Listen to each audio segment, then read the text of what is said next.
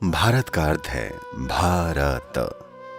भाव मतलब संवेदना, क्योंकि अभी आपके जीवन का सारा अनुभव इंद्रियों पर है।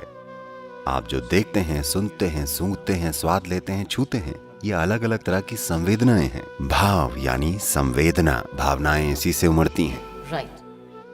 रा मतलब राग या धुन। धुन आपकी नहीं है, इस सृष्टि की अपनी ही एक धुन है। अब आपको बस लय मिलानी है, यानी ताल। अगर आपने ठीक से ताल मिला ली तो आप एक बेहतरीन इंसान हैं।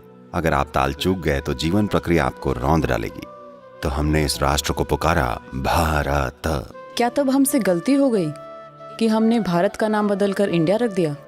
बहुत बड़ी गलती, क्योंकि आपको ये बात समझनी होगी, जब भी कोई किसी देश पर कब्जा करता है, चाहे कोई भी आक्रमणकारी हो, सबसे पहला काम वो क्या करते हैं, वो आपका नाम बदल देते हैं।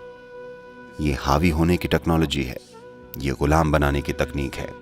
अगर आप अफ्रीकी अमेरिकी इतिहास को देखें, जब अफ्रीकी लोगों को लाया जाता था, बंदरगाह पर ही पहला काम ये होता था, उनके नाम बदल दिए जाते थे। हमारे साथ भी यही किया गया है। तिरुवनंतपुरम त्रिवेंद्रम हो गया है, चेन्नई मैड्रास हो गया है। हमें नहीं पता कि हम मैड थे कि रास्कल। इसी तरह इंडिया, इसका क्या अर्थ है? इसका कोई अर्थ नहीं है। मतलब अगर मैं आपको एक अर्थहीन नाम दे दूं तो आप मेरे सामने एक अर्थहीन बेवकूफ व्यक्ति बन जाएंगे, क्योंकि मेरा एक अर्थपूर्ण नाम है, मेरी एक परंपरा है, मेरी एक सभ्यता है, आपका कुछ नहीं है।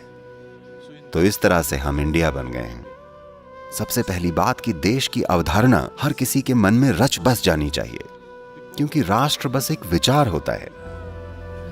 जब ये विचार आपके मन में प्रज्वलित होकर दिल में बस जाता है और आपका ये भाव सर चढ़कर बोलता है, तब जाकर आपका सच में एक देश बनता है। नहीं तो देश बस एक कागज पर होता है। ये हमारी आज की दुर्भाग्यपूर्ण सच्चाई है।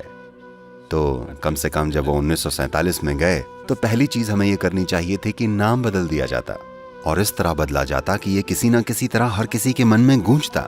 अभी आप अंग्रेजी नाम इस्तेमाल कर रहे हैं। इस देश में मुश्किल से 2 या 3% लोग ही ठीक से अंग्रेजी बोल पाते हैं।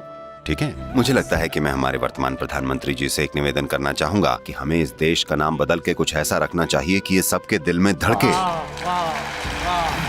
मैं जानता हूं कि बुद्धिजीवियों की एक पूरी भीड़ कहेगी कि नाम में क्या रखा है। अच्छा, खुद को टोबू बुलाइए। मैं किसी चीज के खिलाफ नहीं हूं, मैं बस इतना कह रहा हूं, जो हम बोलते हैं वो बस एक ध्वनि है।